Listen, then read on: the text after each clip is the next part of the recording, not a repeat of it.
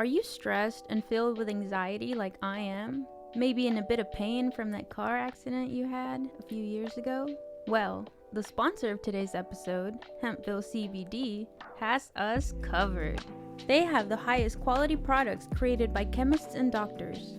Hempville carries everything from CBD to THC dispensary grade without those despicable dispensary prices. Order your Delta 8, 9 edibles and vapes along with the THCA flower and get free shipping when you spend $50 or more at hempvillecbd.com. Check out the link in the description for more details.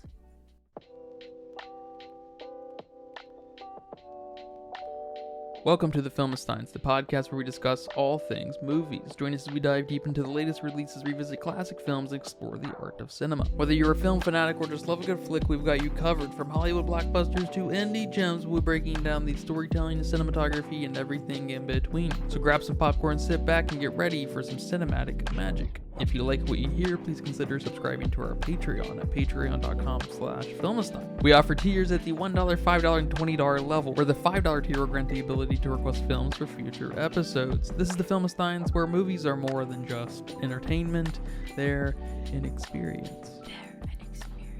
All around you. And welcome back to another episode of the Filmistines. Thank you for tuning in today. I am joined today by my sinning friend, Lucy. Yeah. You can join us every Monday, Wednesday, and Friday for brand new episodes of the Filmistine. Some recent episodes include Nun 2, Saw X, FNAF, The Exorcist Believer, When Evil Lurks, perhaps the greatest horror film of all time? Up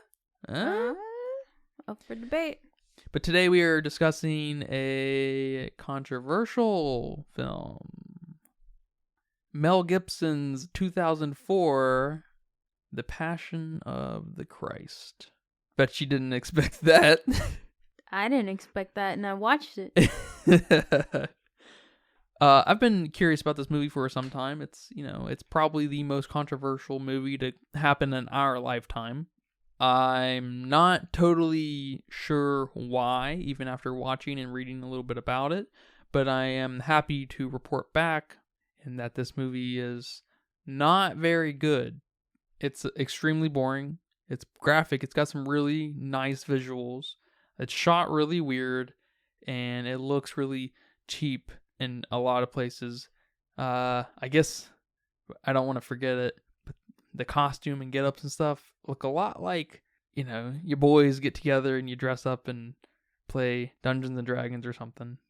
Like live or whatever. Yep. LARPing or whatever it's called. And it's just not good. Like, it's like kind of impressive with the amount of people and the sets and stuff, and it's very loud and ambitious in that way, kind of Game of Thronesy, but it looks off. Everything looks a little off. I don't like how anyone looks. It's not a fun film from that angle. But it is graphically kind of interesting as far as the violence that happens. So, but my sinning friend, how do you feel about The Passion of the Christ? Do you feel passionate? No. This movie was boring. More boring than The Little Mermaid? I don't know. It's up there for sure. But this movie definitely lacked passion. I don't know though. I do have something to say that maybe a little interesting, maybe change that a little bit. Maybe. But where was the love? Where was the hope? Where was all these things that religion claims to do for you? Where's the belief? I didn't get any of that from this movie. How is that, like, I don't understand how I was supposed to feel for, JC right here if I didn't get any passion. Yeah, did this movie not feel like the second of a trilogy? We have our Jesus setup, his whole thing. We have the Jesus, the man turn on Jesus, and we have this big earned thing that we got from the first movie, and then the resurrection is the third movie. Yeah. Where's our trilogy? We got the middle movie. Yeah, we saw where Judas got paid for betraying. Yeah, like what? Yeah. What is that? We're missing the betrayal. Yeah. What is going on?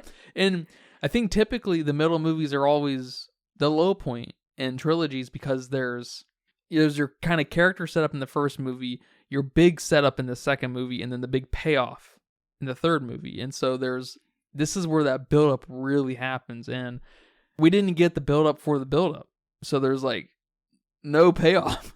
Unless I guess you know the stories, but cinemagraphically that it is a mess. Yes, for sure. That's a funny way of putting it. That's what I was thinking when we were watching it. I also did want to say that apparently Mel Gibson is controversial, I guess. I don't know anything about that shit.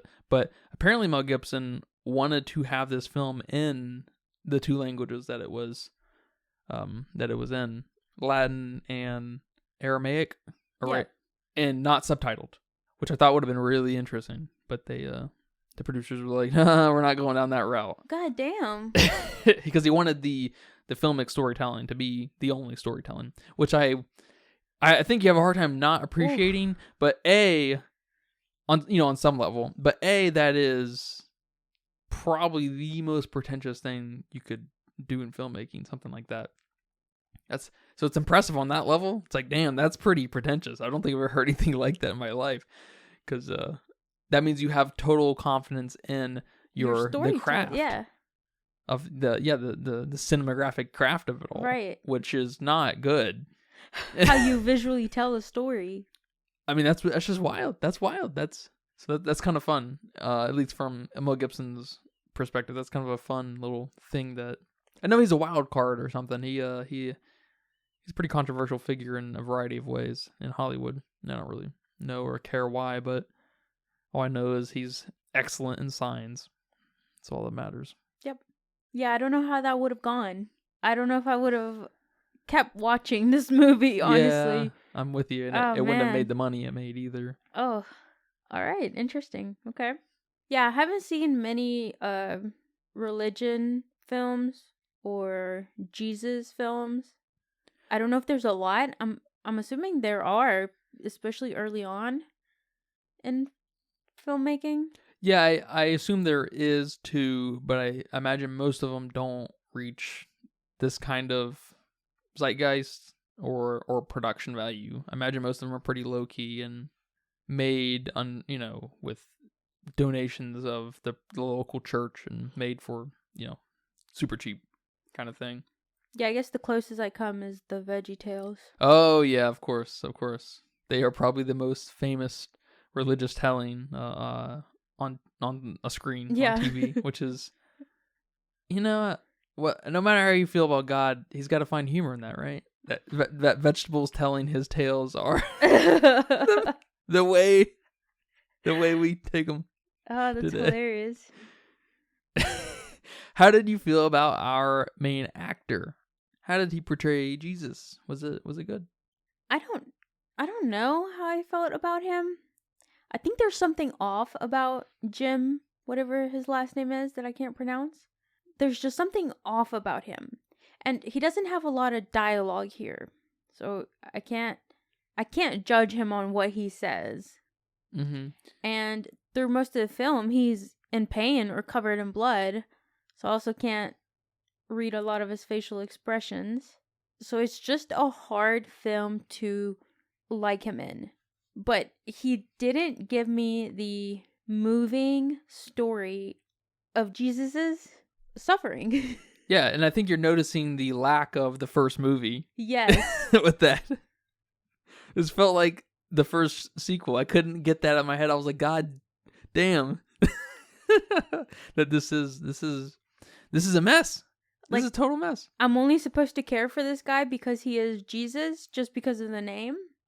Just because he's, infamous in the Bible, in religion? Everyone knows who he is. Whether you go to church or not, you know who Jesus Christ is. That's the only reason why I'm supposed to feel for him right now? No. Yeah. I'm sorry, but no. Manipulation. That's manipulation. Is this preconceived thing where they just expect you to empathize with it with no proper setup because they just don't have the cinematic storytelling chops. Manipulation at its finest. And I understand that he's getting the shit beat out of him. there's no way you can misunderstand that. It's gnarly. It's gnarly. It's fucking awesome. It's brutal. But yeah, I needed the thing that made me suffer with him. Yeah. I needed the thing that made me love him so much that I appreciate, the suffering. That I appreciate him taking this beating for us, for me, for humans. You just can't do that based off of violence for violence sake. You can't. I'm sorry, but you can't. Yeah. I totally agree. There's almost an element of arrogance in, I guess, Mel Gibson to assume that we're just on his same page, which I guess brings up the question that not everything is for everyone, of course, and this movie is definitely not for us. I thought this movie is for us. I thought this movie is for the non-believers or almost believers or on the edge believers to convert them. That's fair. So this movie is right for us. Is it not? I don't know. Supposedly. I mean, there was a lot of marketing for this movie. Okay. Supposedly a lot of churches were selling merch.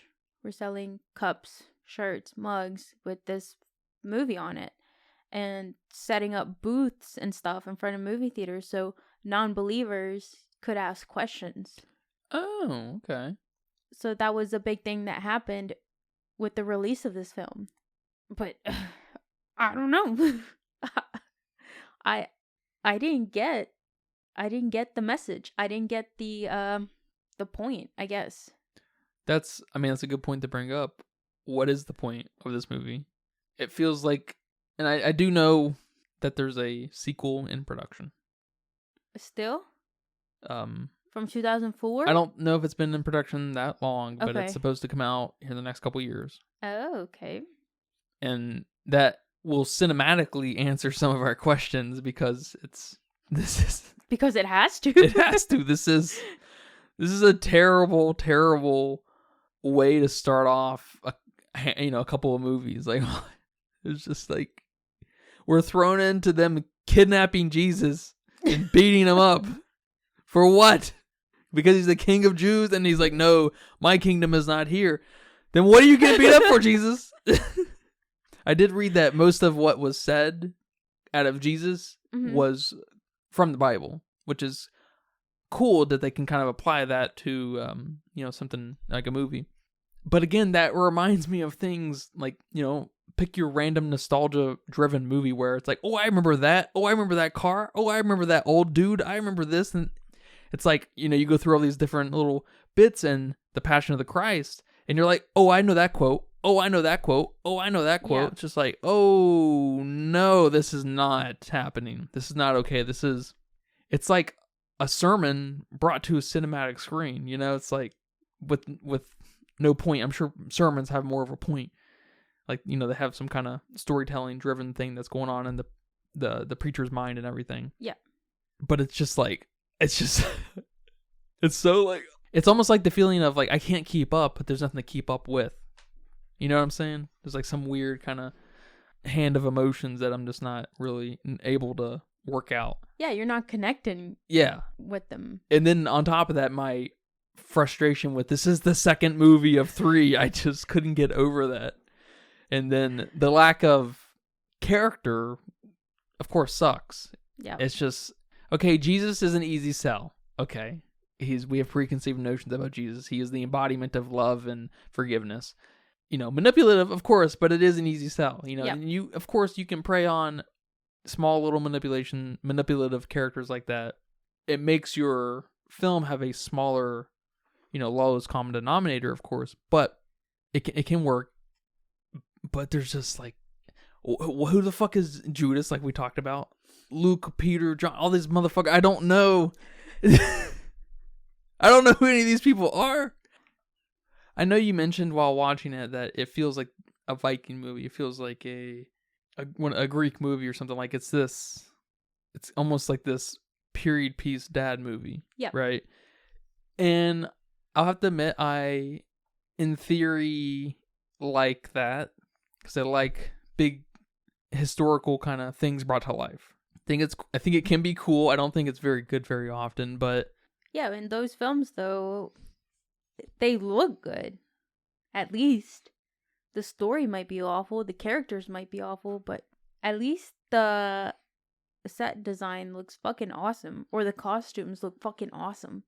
And Viking and Spartans and all those kinds of movies, I don't know, but or the fighting scenes look awesome when someone has to fight a lion or kill a bear or whatever.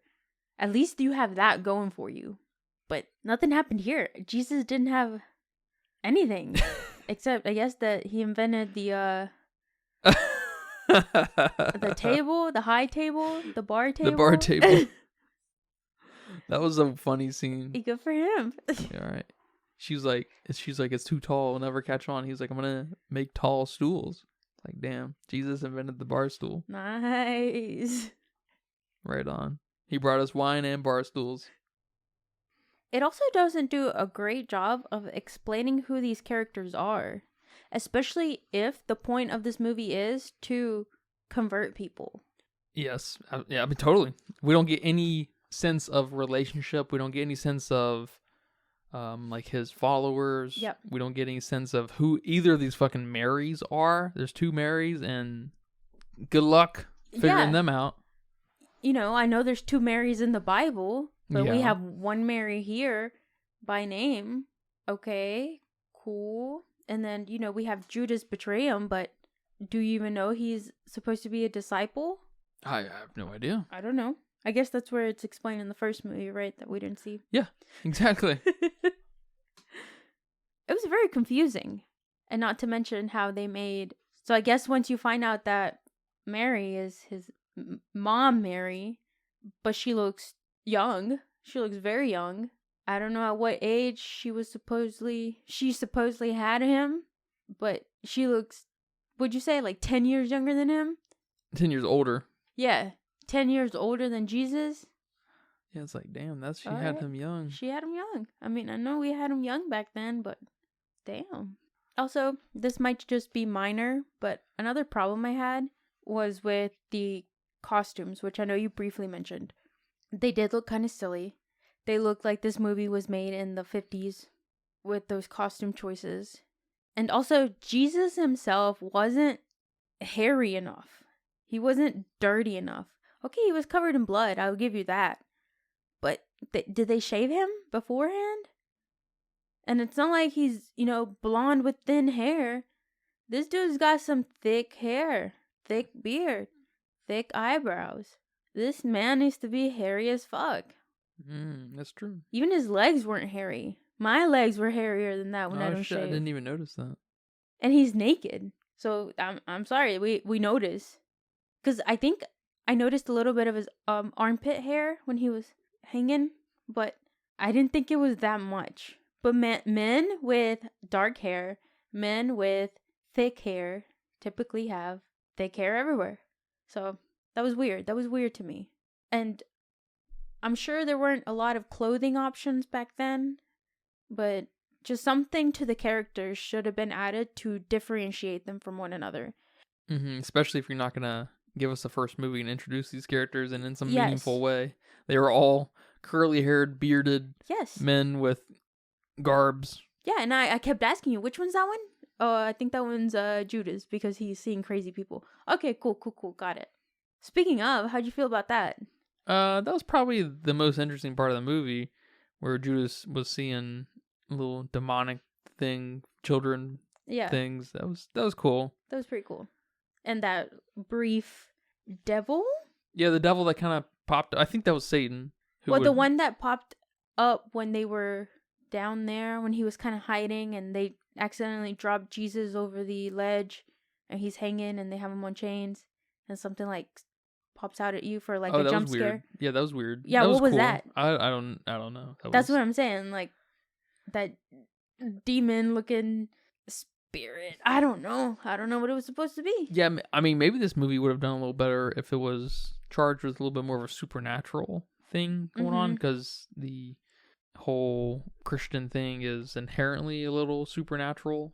which we get a little bit of with Satan walking about when he's got that baby at that one point, and Yeah. but it's really like, I don't know, it's silly. It's silly. Yeah. It's silly and not explained enough. Also, another problem I had with this was, where were the teachings of Jesus Christ? Wasn't he like this big teaching guy? This big teacher? Said really wise things?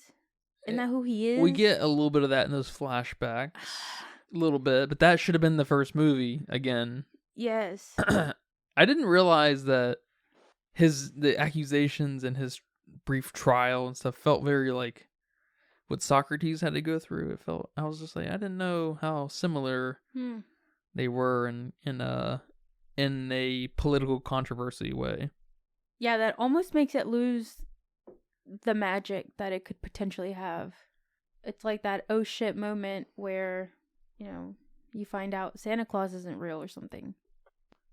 I saw some critical responses kind of commenting on Mel Gibson's liberal takings on the story, the 12 hours before Jesus, and I feel like I don't know what kind of liberties were taken. I'm not too familiar, but I feel like the Bible's not a screenplay. What?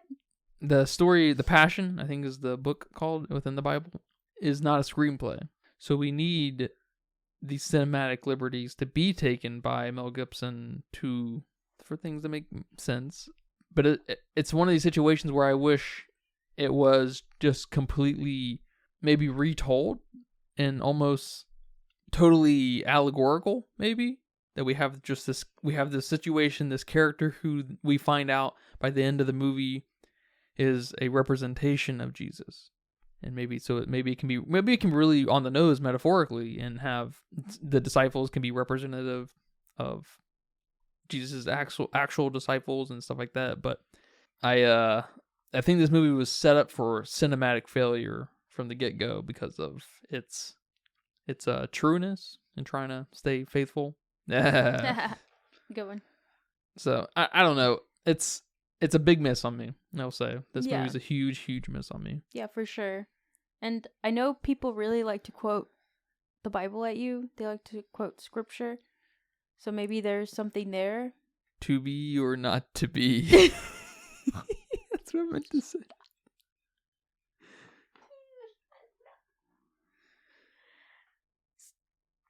So maybe he's secretly making fun of the people who quote. Is Mel Gibson? I doubt it. He's Christian, right? I don't know.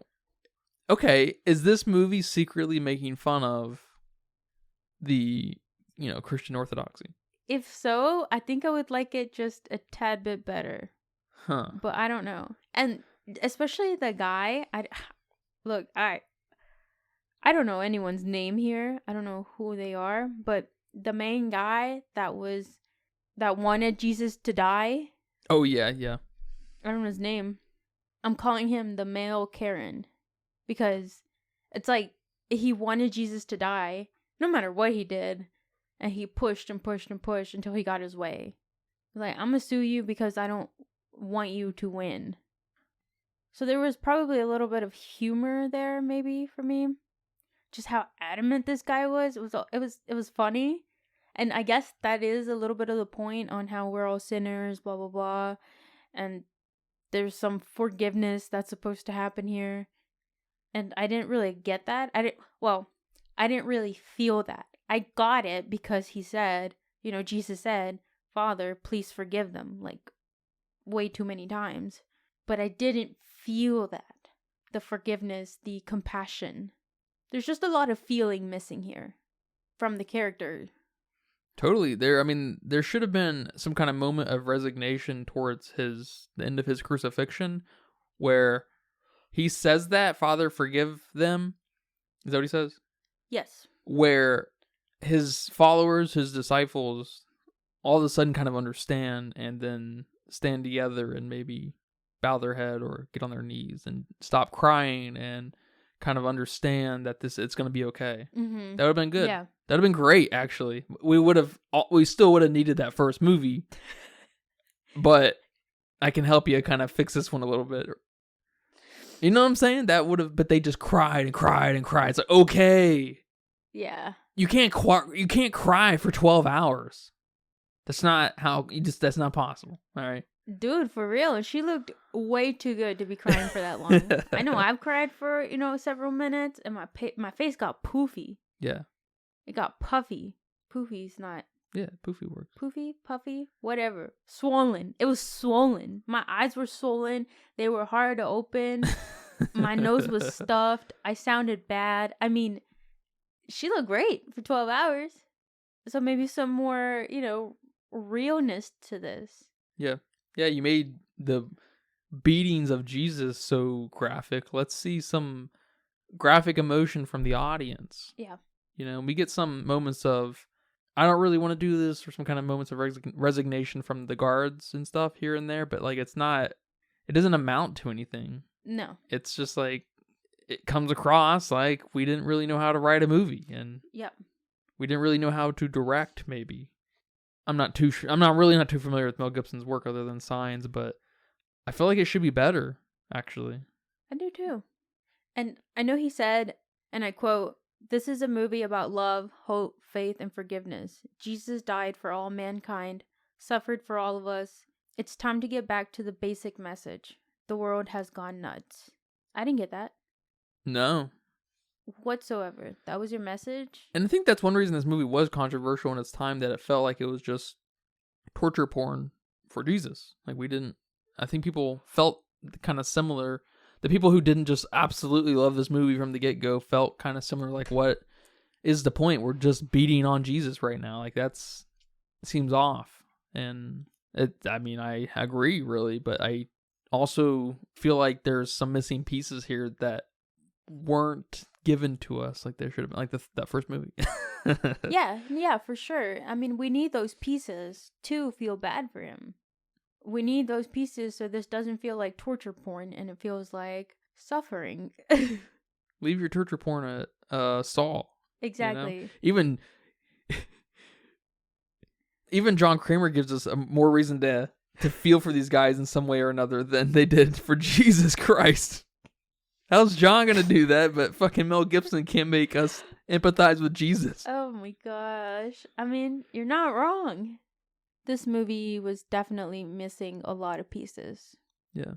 Although I did like the torture we got here.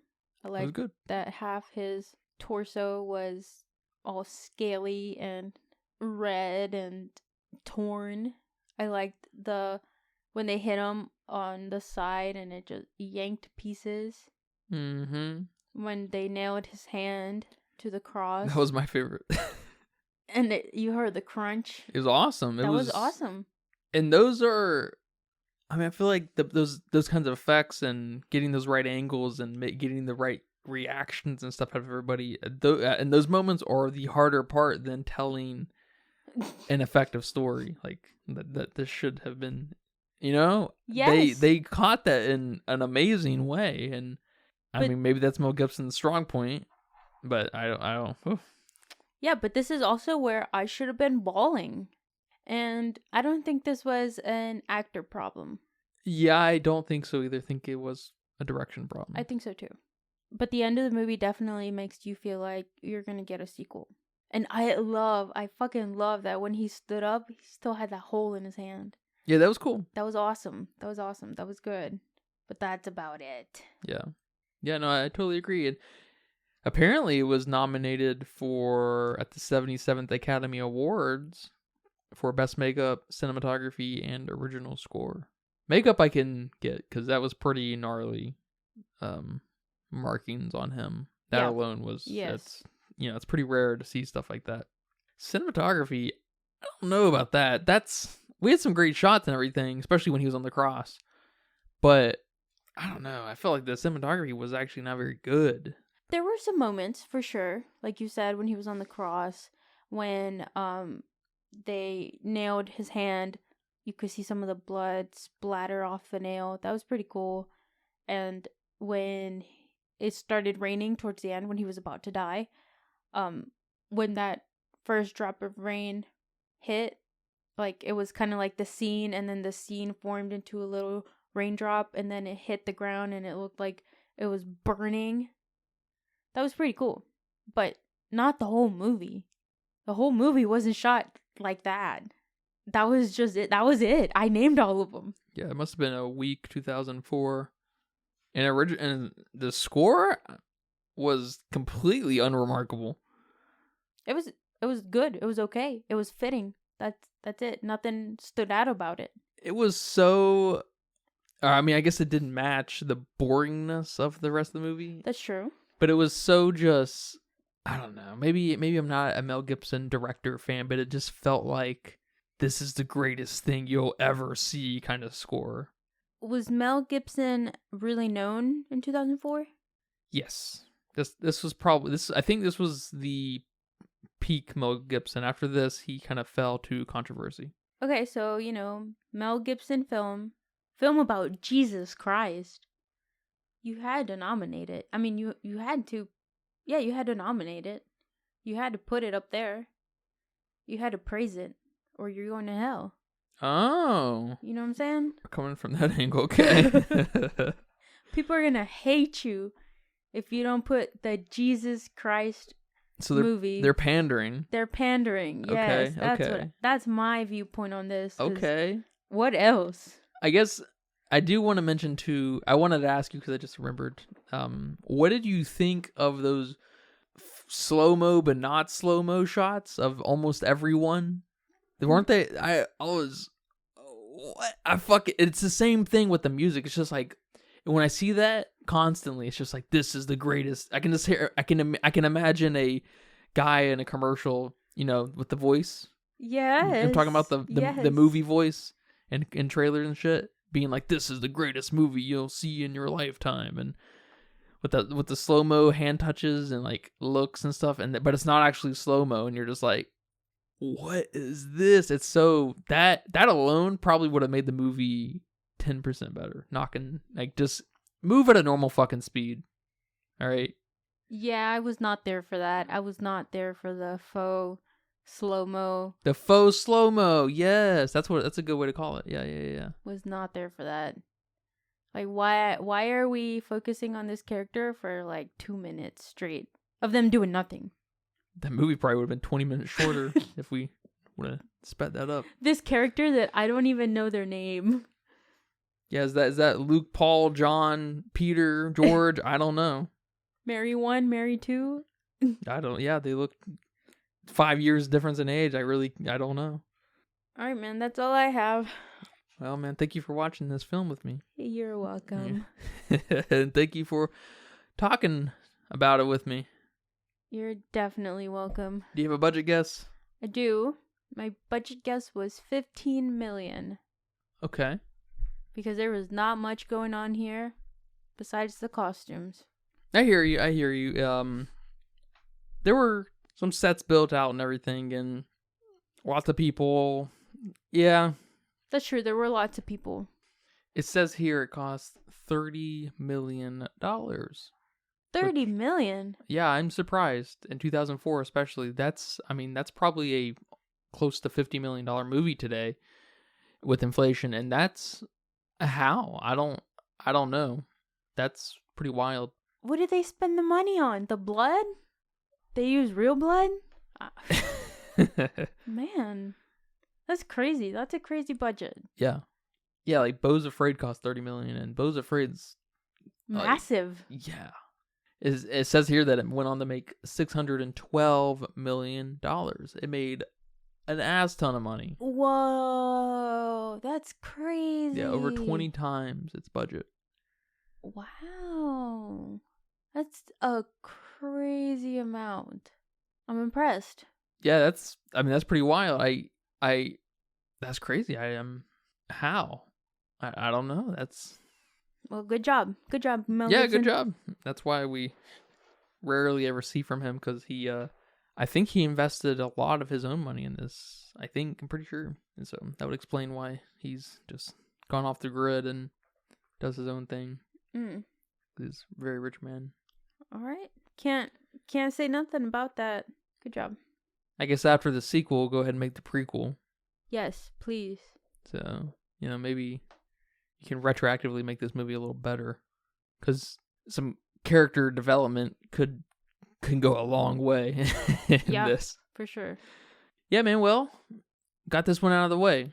Yeah, quite a different watch. I've been wanting to see this for a while, for a few years. But thank you guys for listening to this episode of the Filmistines. Hope you guys were entertained. Or mildly entertained. Yeah, however. We'll take it. Remember, you can catch us every Monday, Wednesday, and Friday for brand new episodes of the Filmistines on your favorite podcast provider, especially Patreon at patreon.com/Filmistines. But until next time, take care. Bye-bye. Bye-bye. And that's a wrap for today's episode of the Filmistines. Thanks for tuning in and joining us on our cinematic journey. We hope you enjoyed our discussion and gained some new insights and perspectives on the world of movies. Don't forget to subscribe to our podcast on your favorite platform, especially Patreon at patreon.com/Filmistines. And follow us on social media for more film-related content. We love hearing from our listeners, so if you have any feedback, suggestions, movie recommendations, or book recommendations, please feel free to reach out to us. Until next time, keep watching and keep loving the magic of movies. This is the Filmistines, signing off.